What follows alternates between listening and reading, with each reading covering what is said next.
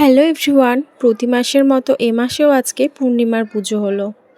ওই প্রতি মাসের মতো অল্প করেই ঠাকুরের মতো একটু সিন্নি দেওয়া হয়। আর মা কালীকে দেখুন কত সুন্দর লাগছে, মায়ের মুখটা যেন মনে হচ্ছে মা পুরো হাসছে। কি অপরূপ সৌন্দর্য মায়ের। তো পার্থ এখানে জোগাড় করতে বসে গেছে। সেরকম কিছু খুব একটা দেয়া হয় না, ওই ফল মিষ্টি সিন্নি এগুলোই যা দেয়া হয়।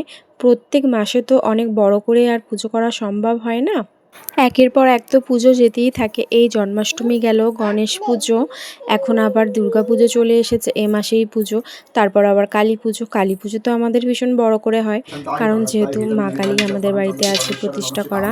আর আমাদের এই মা কালীর মূর্তিটা পুরোই কষ্টি পাথরের।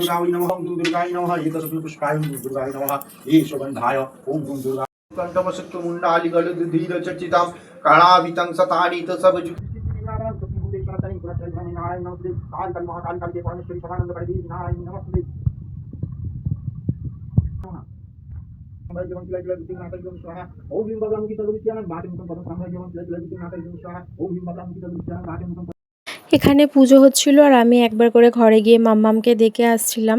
ও খাটের মধ্যে বসেছিল চুপচাপ চুপচাপ, মানেই কিছু ঠিক করছিল, যা সন্দেহ করেছিলাম তাই। খেলার খুন্তিটা গালে পুড়ে দিয়েছিল। তো পুজো কমপ্লিট হয়ে গেছে আর এই কর্পূরটা জ্বালিয়েছিল, আগুনটা সব ঘরে দিয়ে দিলাম।